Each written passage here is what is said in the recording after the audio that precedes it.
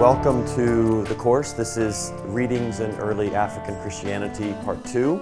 And the focus of this course is on the city of Carthage and its vicinity. So Carthage and the areas around Carthage in early Christianity. The first thing I want to do in our first lesson is to talk about the course overall, to give you the overall picture of what's going to happen in the course, to talk about the general topics in the course, but then to go through the readings a little bit to give you a sense of who the different authors are and where they fit into the picture of early Christianity. So a copy of the syllabus you should have available to you. This is primarily looking at what in the ancient world was called Africa. So when the Romans spoke of Africa, they talked about not the whole continent of Africa, they talked about a very particular part of Africa. And we'll talk more about this as the lessons go along. We'll be talking about the city of Carthage and many of the famous authors who were in Carthage or who visited Carthage. So authors like Tertullian and Cyprian, Augustine will also be important in our conversation. Talking about them, we'll be talking about some of the issues that happen in this part of the world. So one of the great divisions in the African church happened in the 4th century with something called the Donatist controversy. We'll be talking about what the Donatist controversy is, where it came from, what caused it, and how did it impact the church in Africa. The Pelagian controversy is important in Africa because of Augustine.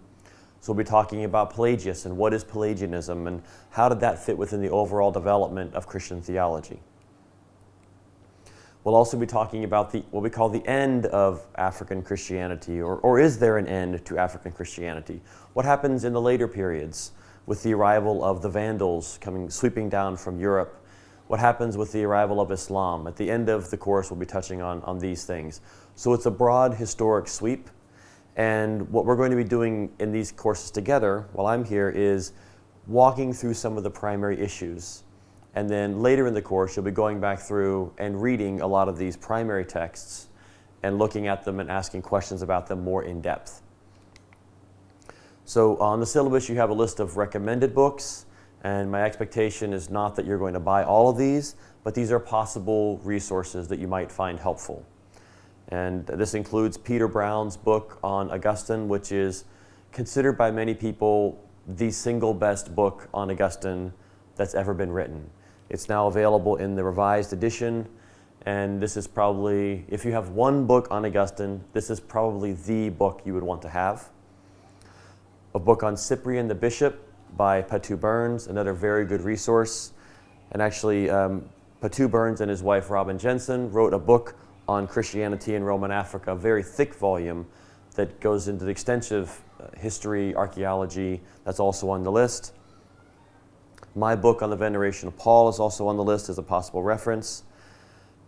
James Papandreou's book on reading the early church fathers, because he goes through in a very systematic way and talks about different church fathers and how they fit in.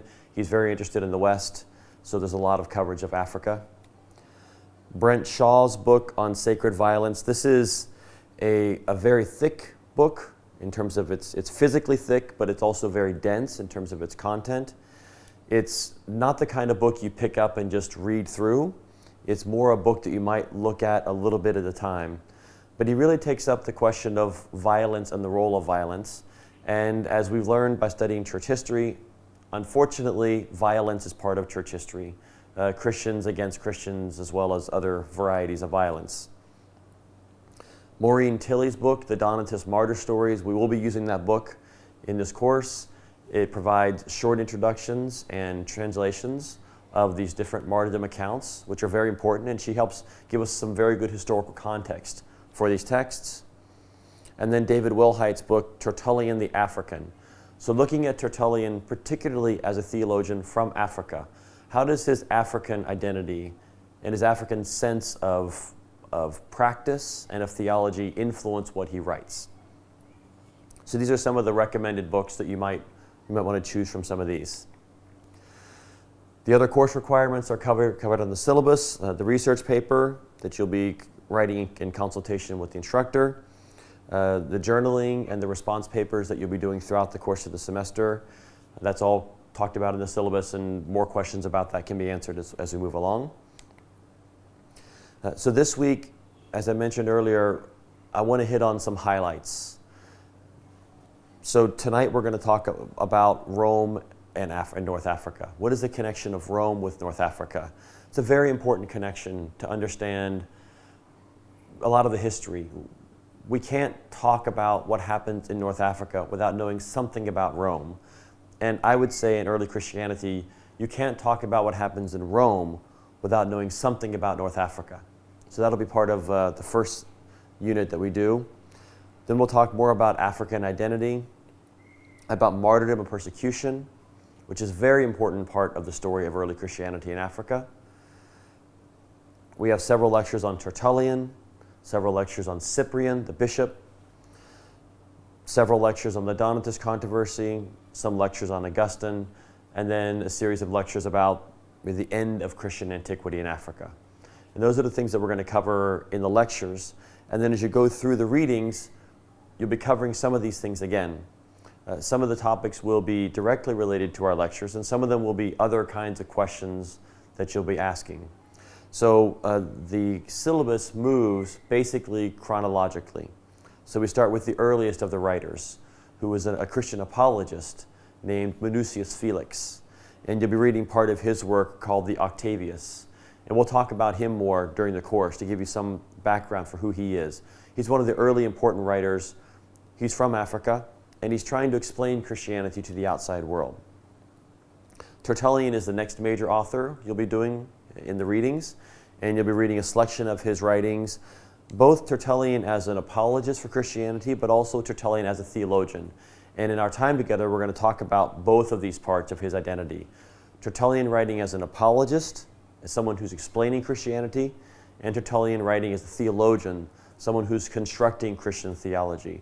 And how is it different to be an apologist versus being a theologian? Cyprian is the next topic. We'll be reading elements of some of his very important letters. Some of you may know, we'll be talking about this week. Cyprian dealt with some very difficult questions in his time, some very challenging questions in his time that we don't have in exactly the same form today, but the spirit of the questions that Cyprian is dealing with, I would say, are very much alive and well in the church today, having to do with how do you determine who should be in the church, who should not be in the church, and what is the church at its essence. These are important questions that Cyprian deals with that'll be in the readings. Be reading from a church historian named Lactantius.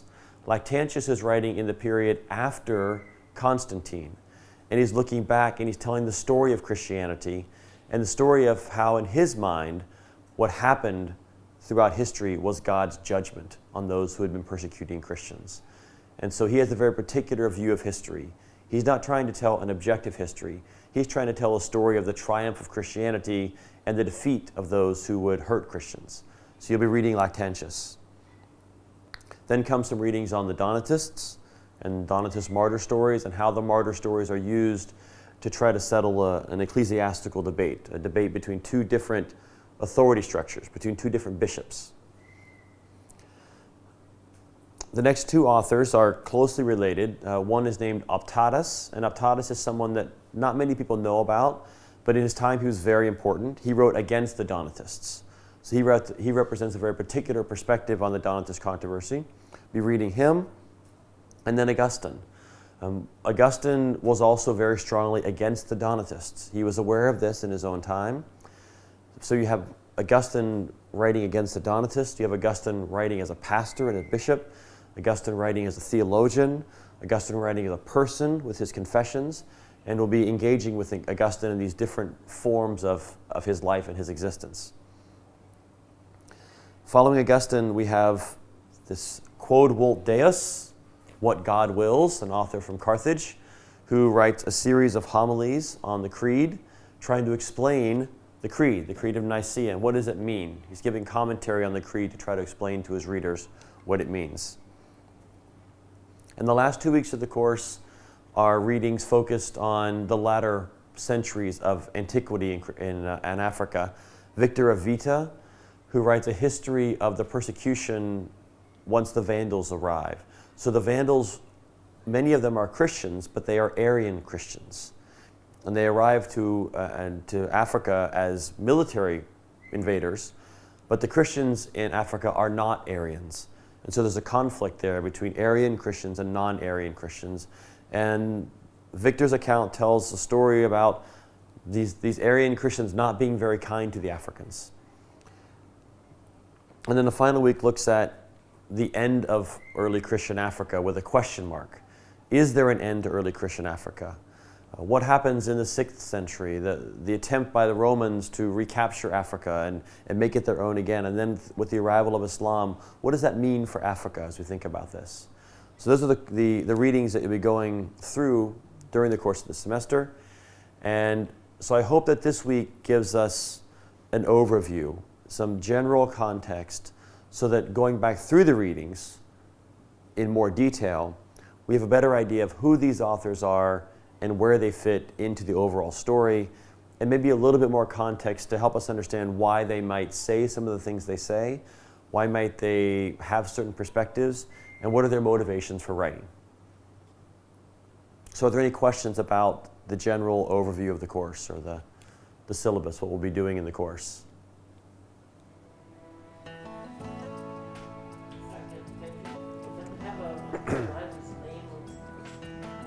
Oh yes, well on the syllabus, all the names are on the syllabus, yes. Yes, yeah, and there are many names that I pronounce one way and you may hear them a different way, so yes. So all the names are on the syllabus, yes, with all the readings.